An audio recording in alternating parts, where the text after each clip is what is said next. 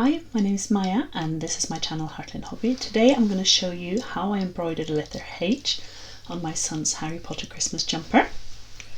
Here's the jumper. He's really happy with it. It's knitted in Drops Soft Tweed, which is a nice, fairly non-itchy yarn, and I embroidered it in Drops Nepal. One thing I considered before deciding what yarn to use for the embroidery is to check that they are, both the yarns for the jumper and embroidery is similar thickness. This is important so you get the right coverage and it's not too lumpy. I've not yet pressed this jumper, he's used it, it looks fine. It feels a little bit bumpy, but it looks okay. Before I start embroidering, I measure for the center and how high up I want the letter to start. When I found this, as I showed here with the white thread, I count to the top of the center in the letter I want to use from the pattern book, and I work from there. So I always work from the center. This is something I started doing when I did a lot of embroidery in general, like cross-stitch embroidery. And I count every stitch, and I count several times to know that I'm exactly right. There's nothing more annoying than having started, got really far on a letter and realized it's not centered. So it's really important, count everything. I put my thread in so that the end of it is hanging out the front so that it doesn't get tangled up when I embroider. You can see there I got the loop up on the right hand side corner, and then I count again. This is really boring, but it's very, very important to get a good result.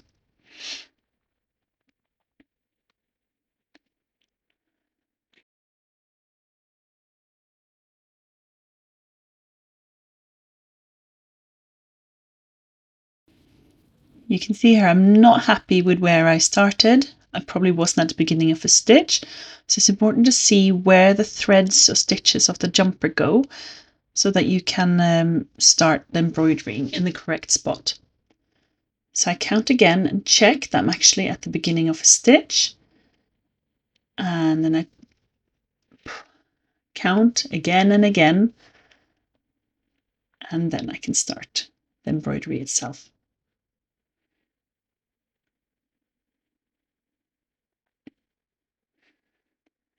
It's important to keep an eye on your tension as well. You don't want the stitches in the letter to be too loose or too tight. So when I pull the thread to tighten my stitch, you often see that I put my thumb on top of the stitch itself to keep the tension correct. If the tension is too tight, the letter or whatever you're embroidering on your project will be bumpy. You can more easily see the tension if you put it flat. And then you can see exactly how the stitches will look. If the stitches are too loose, they won't cover the colour of the background correctly. So this is something that comes with experience. And it's okay to undo. I often undo some of my work to redo it. I'd rather do that than look at a project that I'm unhappy with and be reminded of it all the time.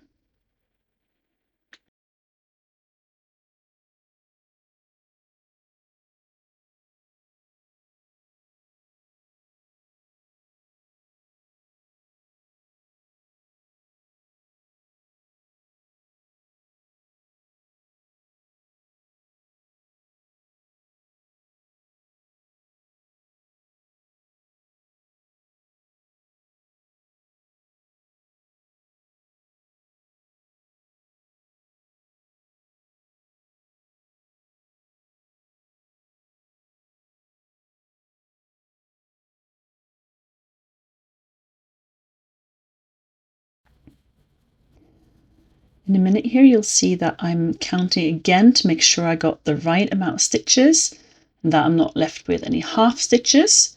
There's 2 vertical lines makes 1 stitch. So it's just to check that you got everything and that you're not starting on half stitch either. And I found that to get the tension or the look of the embroidery the best, for me it works best to knit from side to side, so from left to right or right to left.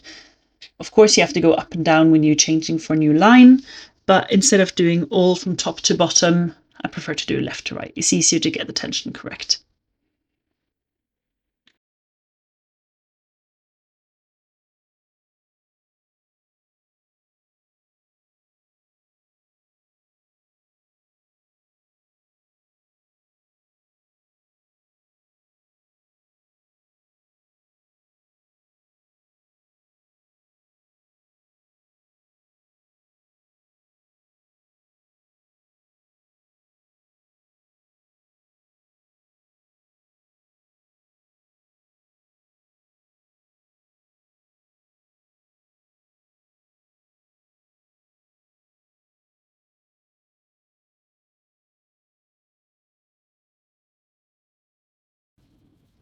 Once you completed your first row, it's always easier to find the stitches for the second row because you pick the stitch that you want to sew under and then you just copy it.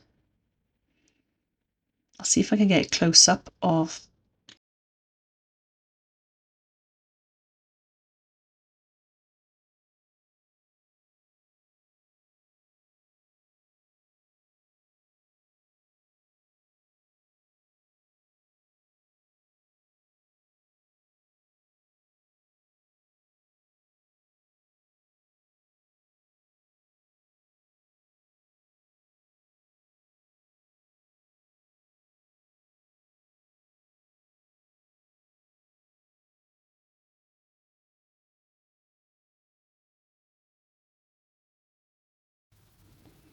continue embroidering following the pattern that I've got for my letter, and I will see that once I get to, this is the letter H, and once I get to the center bar of the H, I go all the way to the left and all the way back to the right again. This is just to get the best result I can. This letter was much simpler than the G I did on my red Harry Potter Christmas jumper, because this one was mirrored, so it's even on both sides, so it's much easier to remember as I was going along.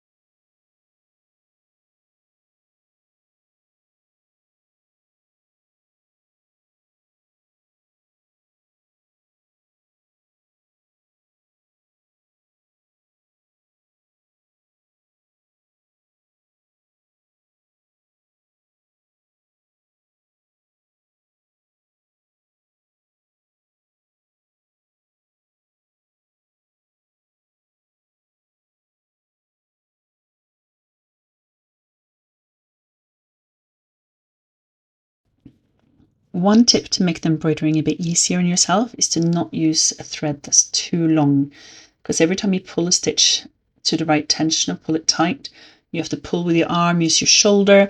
So to save my shoulder and arm, I use slightly shorter threads. There'll be more ends to sew in as I go along or at the end, but that's just a decision I've made that that's easier for me to do.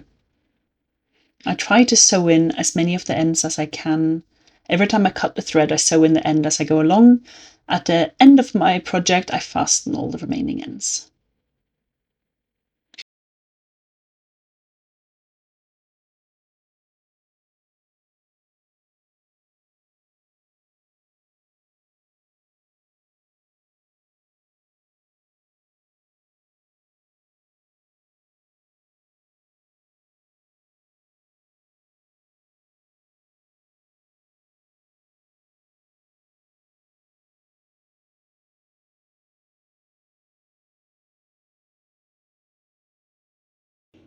Here you can see at the back of my work how I fasten the ends. I basically use my needle, push it up and down, mostly through the orange or yellow threads, back and forth, a couple of times up and down, and that should fasten it enough. This is the Nepal I'm using for embroidering the letter is not a superwash yarn, so it should almost felt onto itself with a little bit of wear. I have not seen any loosening of the threads I fasten yet, and my son has used it quite a bit already. Here I'm checking that the tension is correct, seeing if there's any stitches that are too tight that I should do anything to. If it's a bit wobbly, you can kind of press it, steam it a little bit, that should get some of that out. I'm also counting again before I start the bottom right hand corner.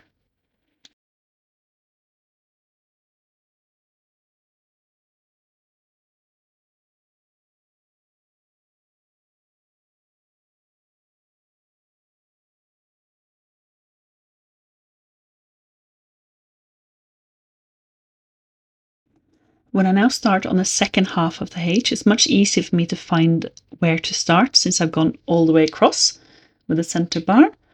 But then I have to do the top and the bottom half separately.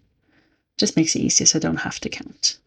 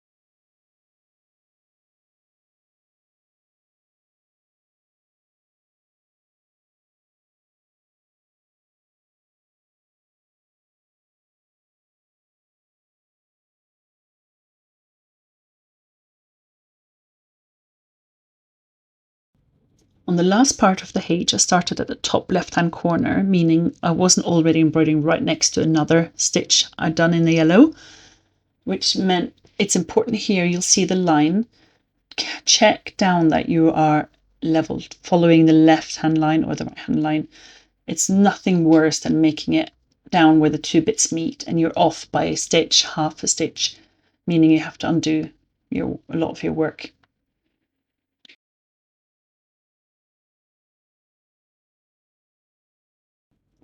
Luckily, my stitches met up perfectly this time. You'll see in the next video that I wasn't so lucky all the time. And the H is nearing completion.